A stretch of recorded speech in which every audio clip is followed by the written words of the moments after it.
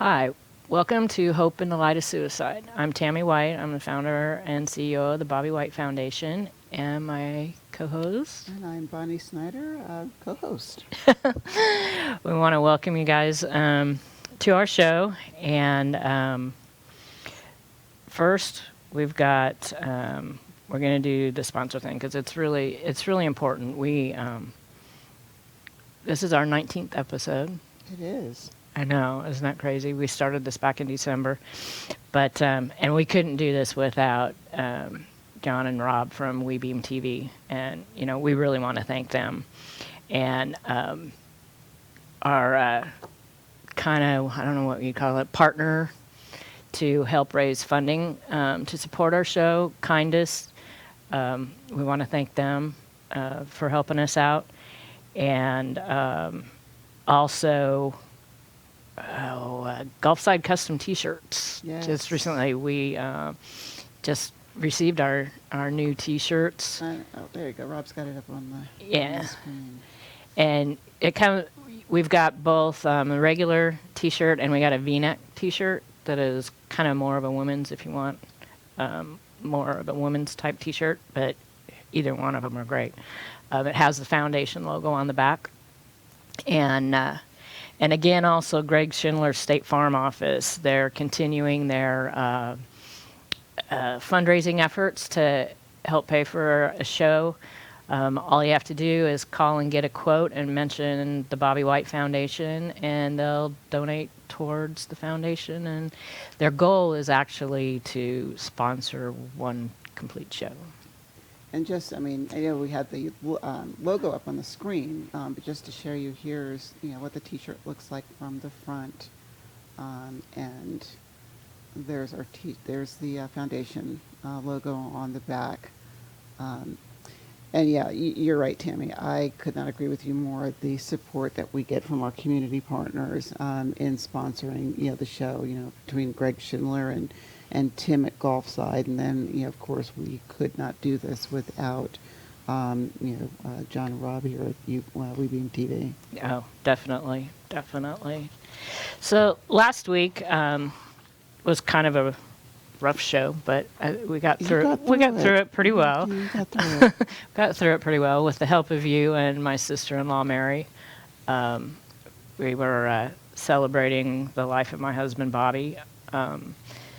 The whole week, and I always forget throughout the year how tough that week is, or how tough even April is, because we lost my mother-in-law on April 1st, we lost Bobby on April 8th, and then my father-in-law passed away years ago on April 23rd, which was the day after him and my mother-in-law's wedding anniversary. He waited like an hour and a half after the 22nd when he left us.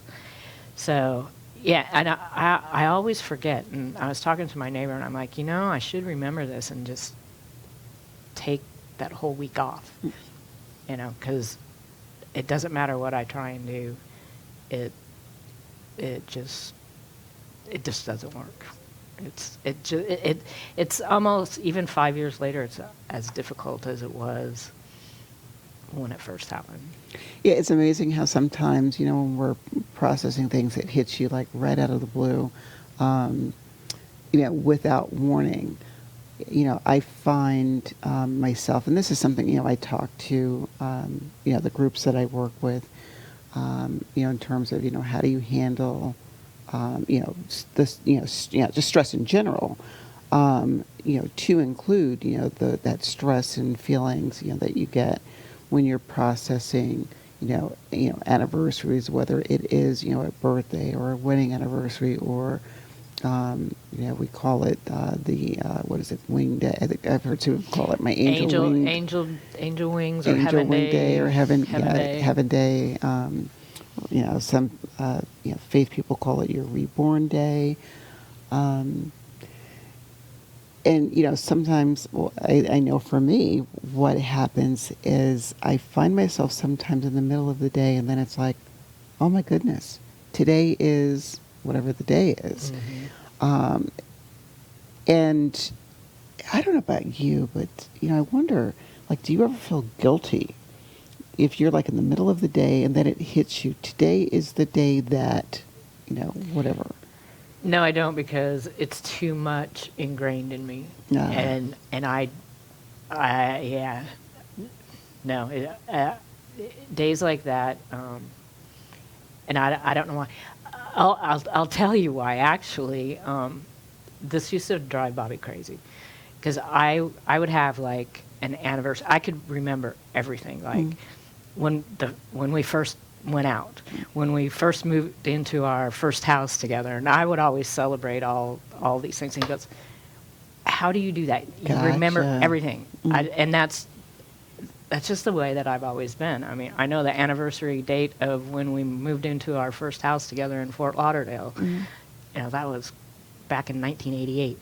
And even when we moved up here, I would still celebrate, that day with him. And he would just shake his head. He goes, "I don't know how you do that." So yeah, I've just thought I've always been that way, particularly, in our relationship. Yeah. So the days don't really sneak up on me at all. I had a former sister-in-law who had that same talent. We always looked to her, hey, when is so-and-so's birthday? Or, unfortunately, she passed away this year, not too long ago. But that same thing, that penchant for, I could remember, she could probably remember, what day, day, time, and hour she bought her first pair of sneakers. Some people just have that talent. But I think for me, a lot of it is, the guilt comes from, I could be in the middle of the day, and it's not so much that I've forgotten what the day was, even though I'm like, oh my gosh, it is that day. The guilt sometimes comes with, did I honor the day, appropriately or enough? The other guilt that I think, sometimes creeps in is, did I do enough? And I still, there are times that I still grapple with, did I do enough, or what could I have done differently? And then, of course, that professional side of me kicks in and says, stop it. Right. That's distorted thinking. Don't do the coulda, shoulda, wouldas. That's exactly what I was going to say. But it brings me But back. yeah. Yeah. I mean, I don't know if you remember when Carl was on, it brought me back to that, what he stated, would it have bought us another day, another week, Right. another year? Did we just, prolong the inevitable? Right. And, I think it's important, that we recognize that we probably could not. I hate, I have a love-hate relationship with the phrase, it was meant to be. Yeah, well, I think the phrase, the words need to change. But it's like, I've had this conversation with our producer, John. And this is just the way that we believe, is this is the way it was written. Yes. We don't have to like it. We have to deal with it, but this is the way their life was written. And if we, what if we knew that? And, it does, when you hear, to John's point, this is the way it was written, it also brings me back to the Law Survivors Bill of Rights and the whole grief cycle, and that last stage being acceptance. Mm-hmm. And what I feel is part of what makes acceptance so difficult for some of us is, this was just not supposed to happen yet. Trying to make sense of something that you can't make sense of. Or, trying to make sense of something that this is the way it was written. Or having the inability to to reconcile. This is, this is Right. kind of how it is. Like, you can take the experience and let it, consume you and destroy you, or you can take the experience and, turn it into, make a positive out of something that is, absolutely, it's absolutely so negative. And I think for us, if I look at you, for instance, starting the foundation, the Purple Fold and the Purple Folder campaign, getting, the message out to people, as it relates to, or educating people that there are resources out for, people who, have lost, who have lost someone. What I like about the foundation is, even though it started from the aspect of, suicide, as a function from, that's not a function, as a result of, Bobby's death by suicide, it speaks to anybody who has suffered a loss.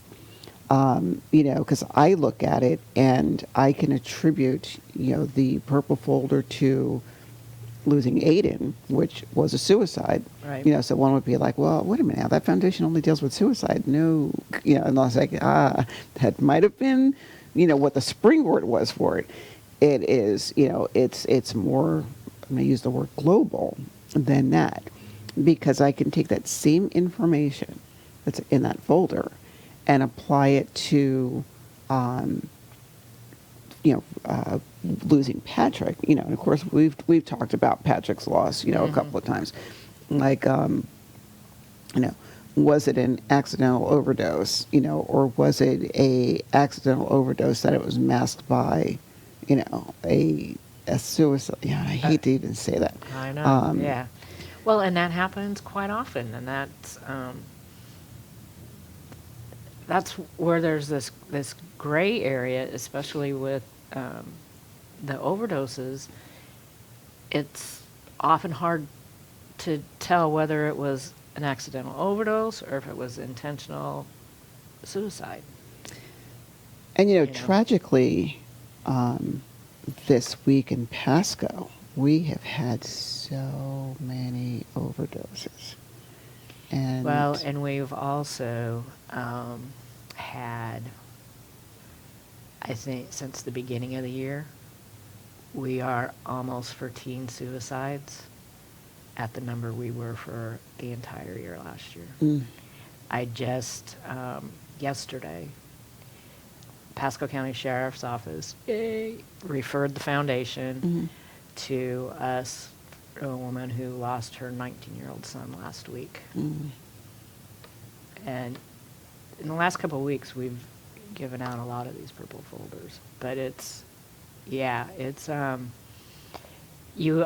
I don't know, I was thinking about it, I was like, I think that we're like getting towards the end of this COVID thing, but and I can see it and be hopeful about it, but it seems like the overdose rates and the suicide rates are continuing to skyrocket. Well, and I think what I look at it, and of course, I don't want to say I look at it globally. I love something about that word globally in me. I don't know. But, I look at, on this side, we have like the light at the end of the tunnel where, hopefully, with, the vaccines and everything else that's going on, getting to the end of COVID. We're coming out of this pandemic. We can get back to, life, as normal life. What life was, pre-pandemic. But then I Right. was like, what the devil is normal anyway? And what does that look like? But at the same time, it is, okay, so we may get to a point where, we don't have to socially distance as much. We probably don't have to wear a mask anymore. We can, get back out, to, meeting with friends and families and eating out and whatnot. At the same time, there is that, the stress and trauma and grief, for individuals, when you consider what was the result of being locked down for the last, what is it, 18 months now, is it?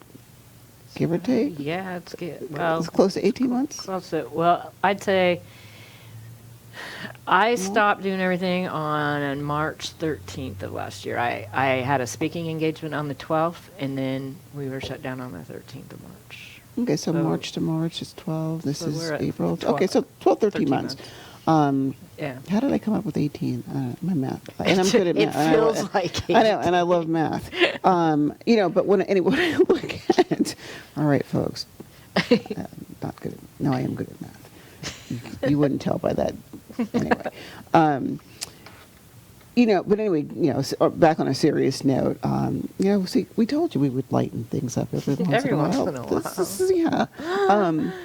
But if you look at, over the past year, we've had people that have lost jobs. We have people that have lost health insurance. We have people that have lost their homes. We have people that, have lost their cars, their livelihoods. How many people are, homeless? How, I think of, very, very early, during the pandemic, a woman that I graduated high school with, and my heart broke for her. And how quickly her mom was diagnosed with COVID. It almost seemed like, was ill on Tuesday, diagnosed on Wednesday, and she was gone on Thursday. I mean, it just seemed, it seemed to go like that quickly. And, we're social media, we're social media friends as well. It's kind of how we keep in touch with the world. But listening to her agony over, maybe agony is not the word I want to use, but I'm gonna say it had to be agonizing that here she loses her mom, and they could not have a service for her. And that, how many hundreds of thousands of people that has happened. Mm-hmm. And they couldn't even say goodbye. Right. They couldn't even be with their loved ones as they were transitioning horribly.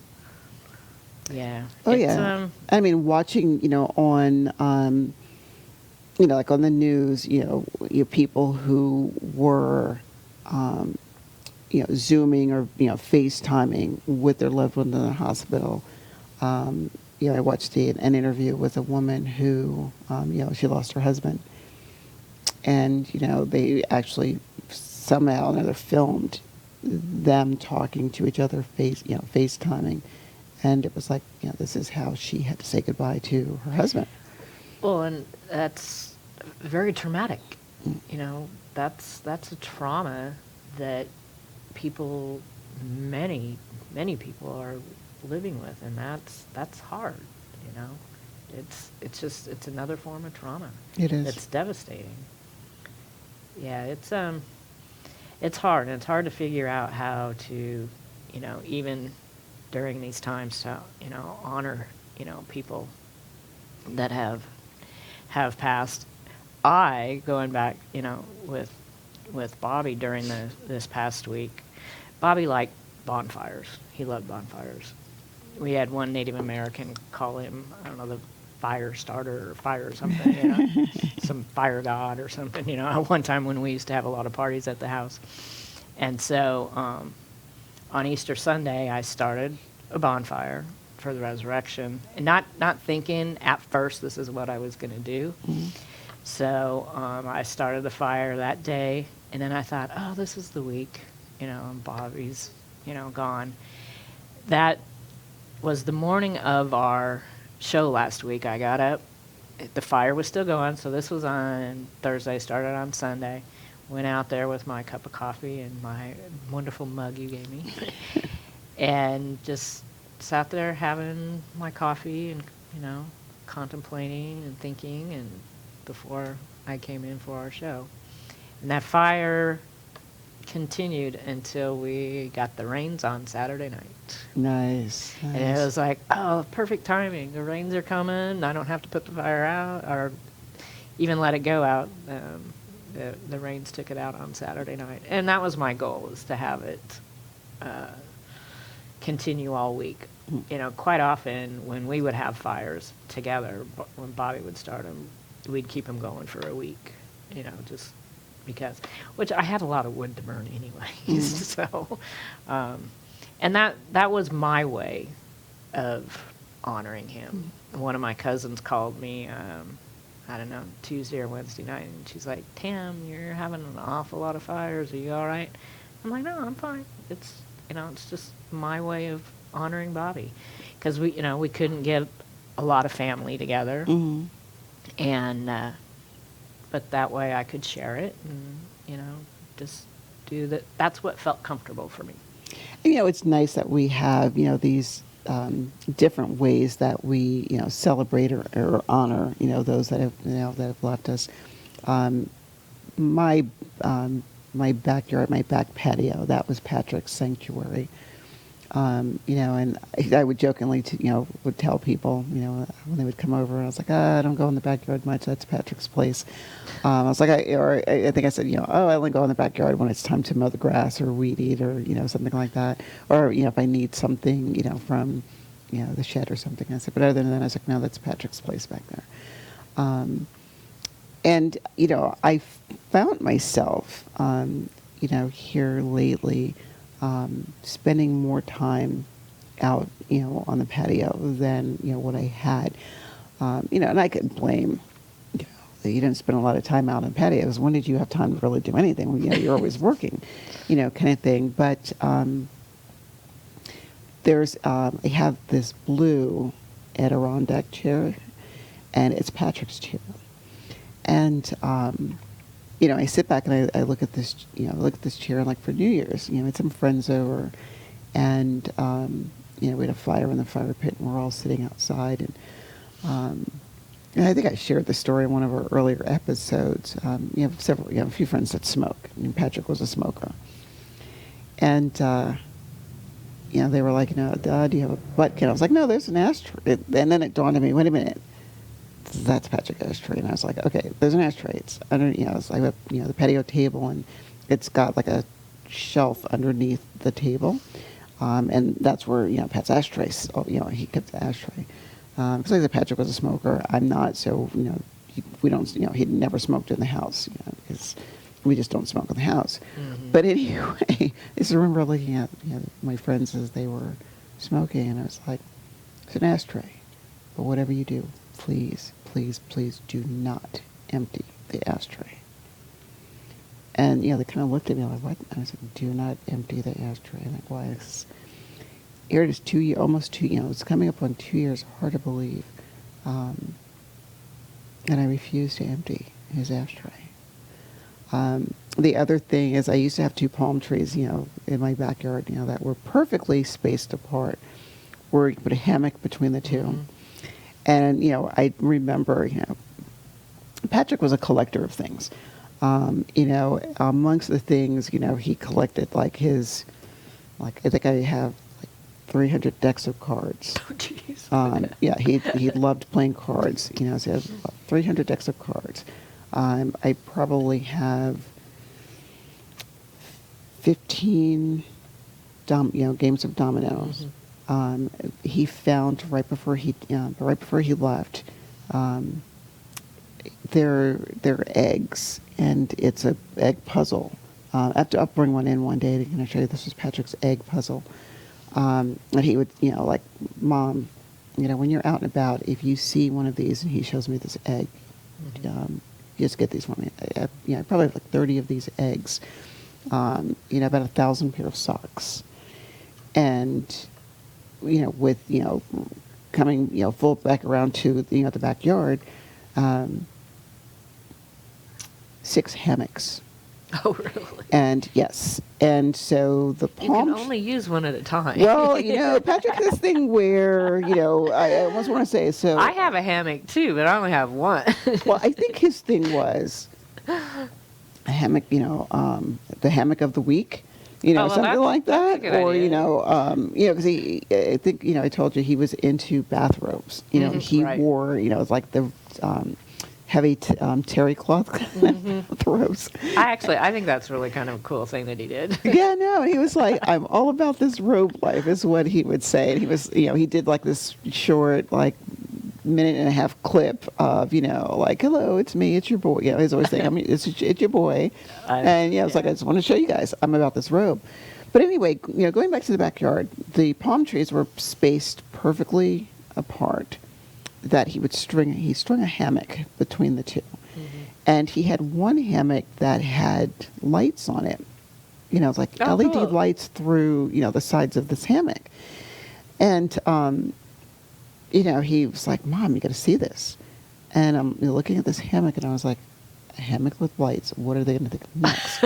I think that's cool. Well, there was one day I happened to be, I was in the house, and I, was going by the Florida room. My Florida room is finished. And, you could see the two palm trees, out of the back window. And I'm looking. The lights in the hammock were on. And I'm thinking to myself, how the lights of the hammock on? I didn't turn them on. There's nobody else but me here. Why are these, hammock lights on? Unfortunately, one of my palm trees was struck by lightning. So it was dead. I finally had to take it down. But I'm looking at, let me redo the backyard, the patio, and have, I don't know if I want to call it a shrine, but like you have the memorial garden for me, for Bobby. My patio is the memorial patio.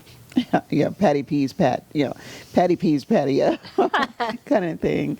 But yeah, I do think it's important, that, we all recognize that, yes, loss is traumatic, and, we may never get over the loss. It is important, however, to, be okay, and going back to, when we highlighted the Law Survivors Bill of Rights, it's okay to go through this process. How you feel, that's You have to do for it your way. Yeah, your way, exactly. Yeah, and you brought up, Bobby's Memorial Garden, and that's another thing that we do. My sister-in-law, Mary, who was on our show last week, came over after the show, but later that evening, and we refreshed his garden, and it looks really, and that's kind of like an annual thing that she and I do. Last year, she brought my great nephew Brady, and he helped plant new flowers in the garden, and it's and that's something that makes us feel, that makes us feel good. It makes us feel close to him. It's something that, like I said, Mary is, it's our thing every year that her and I do to remember Bobby and just remember the good times. Those rituals help. I know with Aydin, this year the family did an escape room. 'Cause Aydin was, puzzles. That's Aydin and his dad. But that was picture that Rob just had up was actually taken at his birthday party a week before he died. Oh, that's what that was. If I remember correctly, Yeah. that was like his last party before he passed away. Because his birthday was the 8th and he was gone on the 14th. But doing, little, I don't want to say little things, but rituals, developing rituals or, planning rituals to remember, our loved ones. Like I said, Aydin could take a Rubik's Cube and, you could hand him a jumbled Rubik's Cube, here you go, Aydin. And before the day was out, he'd hand it back to you. It was done. So doing things like, escape room, that's like, to me, the ultimate giant puzzle, to honor him. That was really, it was great. It was like, next time, it was like, okay, next time, guys, when you do that, I hope to, of course, COVID was going on. It was difficult Right. for me to get back to the Midwest, for that one. Or with Patrick, it's the annual barbecue, because that was his last party, was a barbecue. And so, you and, Bobby's Garden, and, just making it okay to honor. Well, you have to. I mean, you have to celebrate their lives, because it's really too much to be sad and hurt all the time, and when family and friends get together just to honor, their life. We actually, when Bobby passed away, had his celebration of life on April 29th of that year. And my mom flew down from Washington, and I think I had mentioned before, after Bobby passed away, she wanted me to just drop everything and move back to Washington. Well, I left there in 1979, Right. and Bobby and I had lived where we had lived at that time for 25 years, and we had a barbecue and bonfire. A couple of his friends managed the barbecue grills, because Bobby had probably 5 of them at the time. You talk about collecting. That's what Bobby did. He grills and cooking stuff. He had more grills than anybody that I knew, and had a bonfire and listened to music. I mean, that was Bobby, and we had so many people there.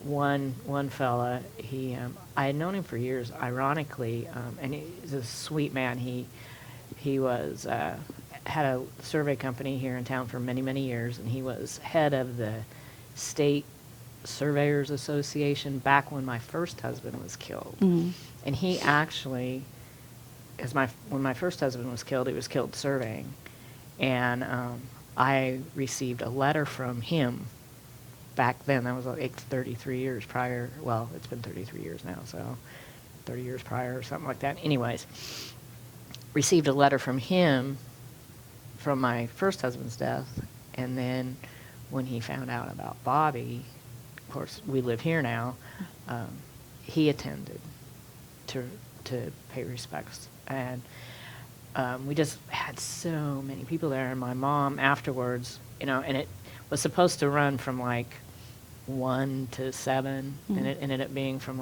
11 to 1 in the morning.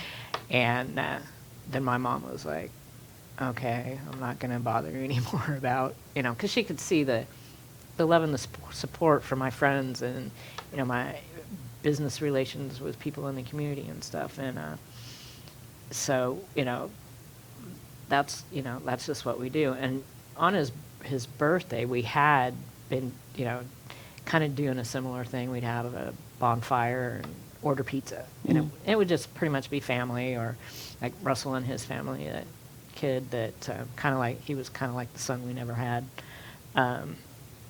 Last year we didn't, because number one, it rained, and number 2, my niece had a baby. So and it was COVID, so we weren't able to do that, but I still had a bonfire. But you have to do that. It ironically, it does ease the pain a little bit for a while. Well, and every once in a while, remember the good times. Absolutely. I mean, every once in a while we do get that little, twinge, but it's to be expected. It's normal. I try to.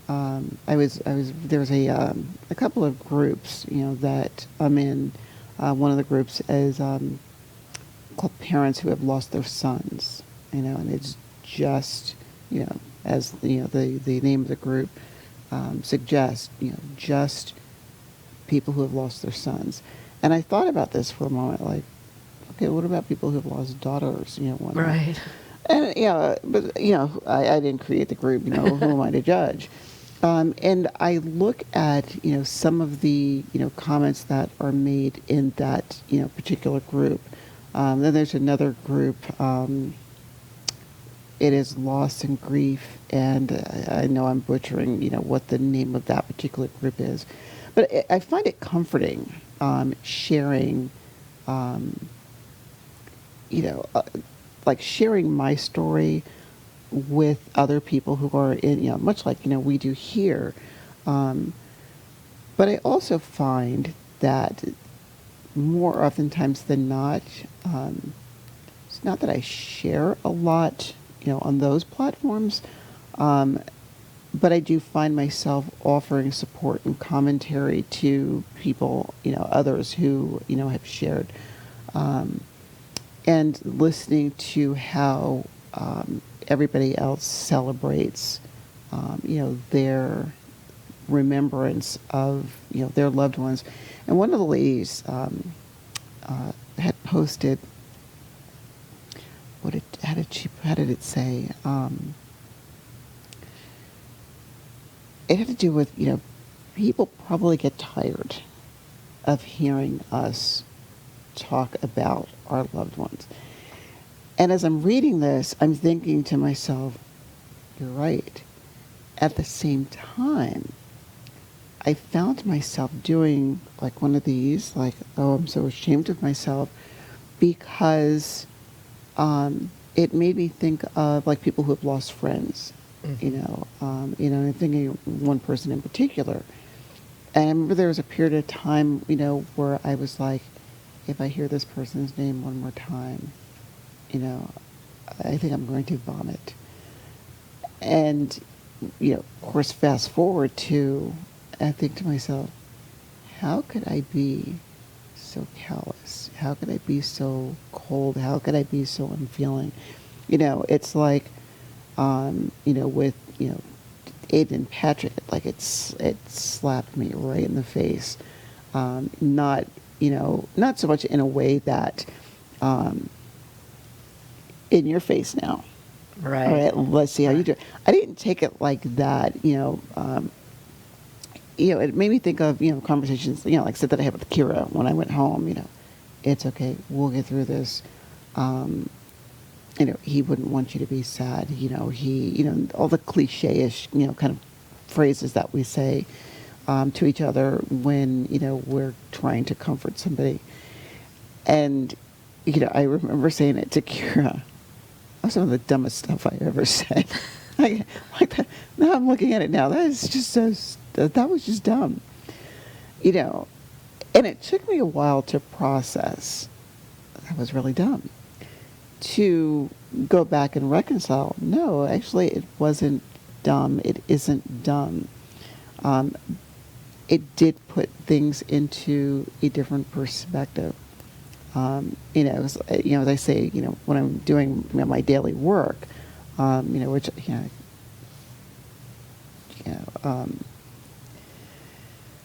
working with, substance abuse and, substance misuse and mental health, on a daily basis, you go in it with, oh, I know what I was taught in school, and I know, and I have these life experiences and whatnot. I'm always struck by how certain life experiences put work into a different perspective. Like when you're talking about, say, like abuse and trauma and stuff like that. Okay, I can understand that. Being an abuse survivor, I could understand and process suicide and substance misuse and grief and loss and everything else like that. Totally different perspective. When now, I'm one of those statistics. You're living the experience. Yes, exactly. It's like I am now a loss survivor. So when people say, well, you don't understand, well, let's say we're talking about suicide. You don't understand. Yes, I do. This is Aydin. Substance, addiction, lost to substance addiction, and I'm like, yes, I do. This is Patrick. But even before Patrick, if I rewind and think about other family members that, were lost through, my younger brother, Albeit his death, he was struck by a car. But he was intoxicated when it happened. Now we have, theories on how, his death was ruled, an accident.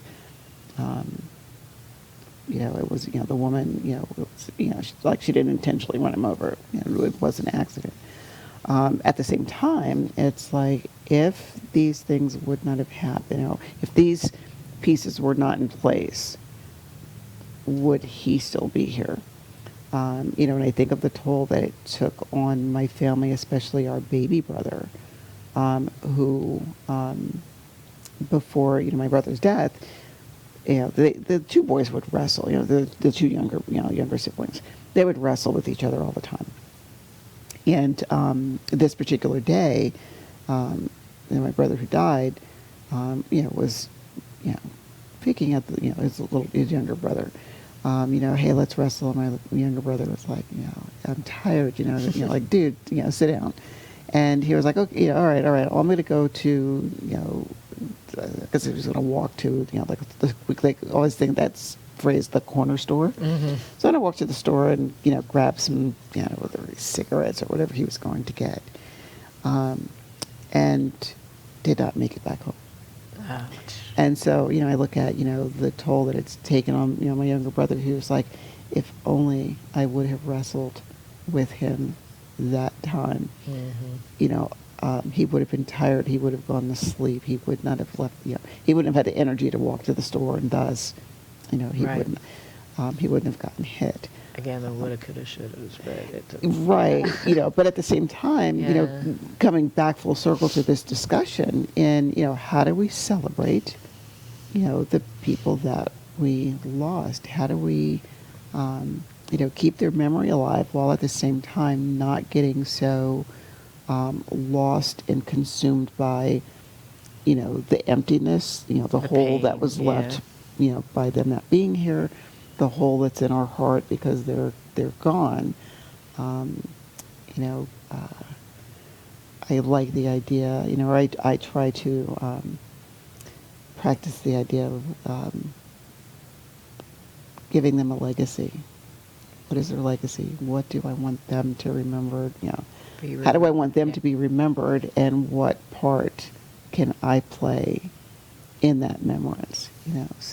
And thus, here we are. That's what we are. That's what we're doing here. Well, and and that's why I guess I started the foundation and our fundraisers. I mean, I never in my wildest dreams or nightmares would have ever thought I'd be doing what I've done in the last, couple of years, 2.5 years since, we started the foundation and had our first fundraiser. And yeah, it's kind of crazy. And our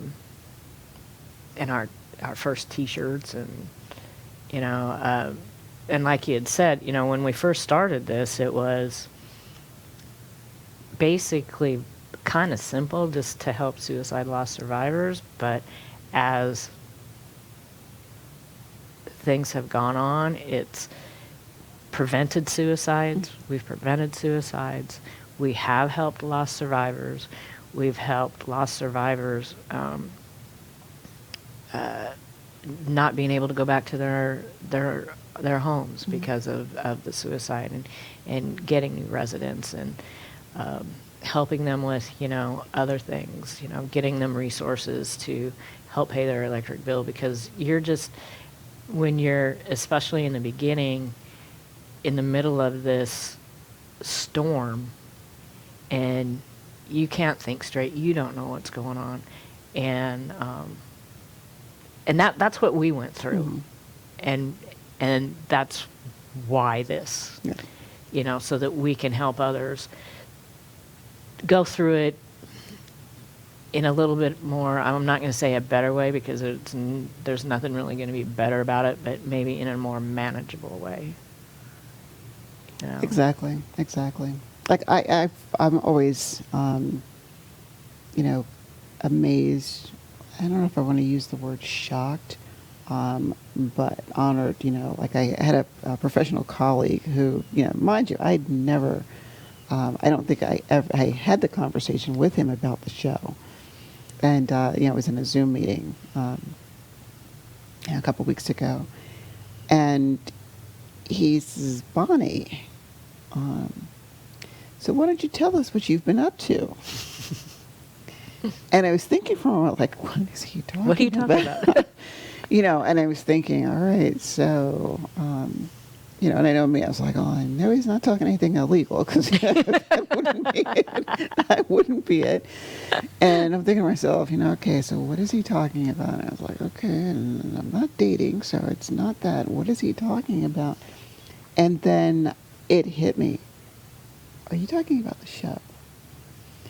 And of course, as my brain is processing, like, oh my gosh, how did you know about the show? That's somebody, it's a colleague that I don't see, frequently. But so I got really excited, and I was like, oh, well, this is kind of what we're doing. This is how it came about. It started, with, the foundation, and, kind of morphed into this. And, in this meeting, there were other people, as I started getting, like a couple of text messages and emails. I need to know more about that. That is like, did we know that this existed? And, let's get the word out and spread the word. And so, yeah, it's, it's taking off. It's taking off. It is serving, it's serving the purpose that it was intended to serve. And again, it is not just for suicide loss, survivors. It is for anyone. It can be for any traumatic loss. Yes. And the word, I'm saying traumatic loss, that depends on the person, how traumatic their loss was for them. And yeah, it really is. When I have my down times, which are still quite often, and I kind of still feel like I haven't, really progressed so much, in the last 5 years. But then I have like my neighbor or a couple of friends, and they're like, Tammy, look what you have done. Yes. And my sister-in-law, Mary, being one of them. Look what you have done since Bobby died. You started the foundation. You started the annual fundraiser. We've got the Purple Folder program. You got your first grant funding the first year of the foundation. And now that grant funding is gone, and the foundation completely took over the Purple Folder program. And so I sit there when they tell me this, and I'm like, well, yeah, I guess you're right. But it's hard for me to see that because just of the way that I feel and process through it. And if somebody points it out, then I'm like, well, yeah, maybe you're right. I have done okay. I wish I felt that I've done better. Well, Tammy, and that's coming in time. I see now, especially with what happened this week. We have all the police departments have all the Purple Folders, and we have other community partners. And the sheriff's department this week referred from the victim's advocate, referred a gal to our foundation. And she told her, that, I was a lost survivor also, that I had lost my husband. And so when she came over with her husband yesterday, and we talked, and I gave her the Purple Folder and gave her a bunch, other resources that she really needed, then it's like, this is it. For some reason, I always feel like we should be further ahead than what we are, and I can automatically compare us to other local nonprofits. But I forget that our foundation has only been around 2.5 years. I'm comparing our foundation to other foundations that I know and people that I know that have been around 10, 15 plus years. And I'm like, if I look at it that perspective, Mm-hmm. then it's like, okay, it's you're still doing good. We're still doing good out in the community. It's, I think of this in a way like um, a marathon. oh yeah, And back, when I think back to my military days where, when I first went in, if you said the word run, I would get tired. I was just not, I was just not, I wasn't thinking about, I don't think I processed, when I went in that running was a part of the military. I just thought I was going to be in that cute Class A, skirt suit with with the little black hat, it was back in the 70s. I did not process fatigues and combat boots, and I was going to be running a lot. Um, but using that as an example, it is, back in those days, I could not run very far. I did a lot of remedial PT, physical training, a lot of remedial stuff because, I joke and tell people I suck at sports. I'm just not, no. But then over time, I disciplined myself to, get out and practice running. So I would, run, start out with, okay, let me at least make it a half a mile, then let me make it 2 miles. And I share this with, with the groups that I work with, when it talks about goal setting and things, where I set a goal for myself that I wanted to be able to run 2 miles in 15 minutes or less. And, and I said, now I had to break that down into little, like subgroups. I was like, okay, so if I can run a half a mile in this particular time and then the next half a mile in this particular time. And by the time I, got around that, 2 miles, would be 15 minutes. And, I ended up doing it. And I actually, was blessed to achieve that goal when I was in drill sergeant school. So I was like, here I was in drill sergeant school. It was our last final, physical fitness test before we graduated. And, what a place to do it, but anyway, I look at what we're doing as that same marathon. We are just starting out. We're Right. on that first, half mile. And, it's, we know we're going to get over here. We're going to get to that, whatever that finish spot is. But for us, it's a finish spot that doesn't really exist. exactly. Because I see this work continuing, for a long time, and I want to say to you that I echo what everybody else says. This started because of you and this foundation, and don't sell yourself short. I tell people there's a lot of dynamite in that tiny little package. It's kind of been that way most of my life, I guess, Yes, but yes. this kind of has taken hold.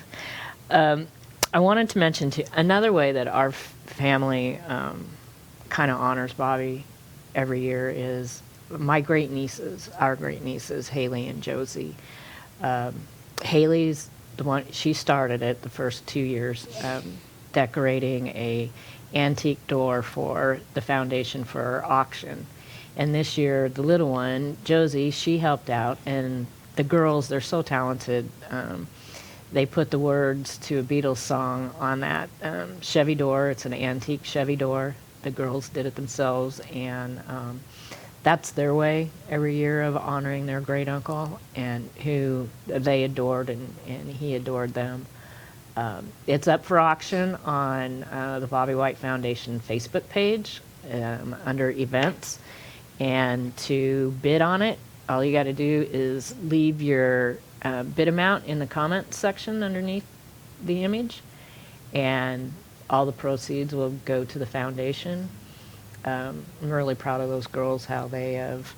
I mean, the first year that Haley did it, I think she kind of knew how her uncle died. She was probably around 11, but she wasn't actually really told, and she was told like on the way to the event. Gotcha. And I was mortified with my nephew. But when she showed up, I looked at her and she looked at me and she just ran as hard as she could towards me and gave me the biggest hug. And I just lost it. And her first door went for like $1,700 or $1,800. Oh, nice. Yeah, and the starting bid on this door is $1,000. And the window does roll up and down. It works. Good. So we have that, and again, we have our T-shirts, which I'm just so proud of that we have those now, and really in a week we've sold well over a dozen of them, Nice. and have more orders coming in, which is really, it's great, and it's just another way that you can help the foundation, because if you're out wearing the T-shirt, they'll get to notice the logo, the foundation logo, more. I was at a business event with John a couple of weeks ago and was talking to a gal, and I only had one business card. Mhm. And she saw the logo of the business card, and she goes, "I've heard of you guys." And that was great. So, again, we want to thank John and Rob, and I just want to say this, and he's behind the scenes, so he probably won't be too embarrassed, but our technician Rob is here sick today, and he's doing a wonderful job, and I just want to thank him because he really doesn't feel good. Yeah, I know, when they do it while they're sick, you know. Do it while So they're sick. we really appreciate it so much. So don't forget Greg Schindler's State Farm office if you need an insurance quote. That'll go through the end of April. They've done it 2 months straight. Just give them a call, get an insurance quote, and they'll donate to the foundation. So remember, There's always hope. there's always hope.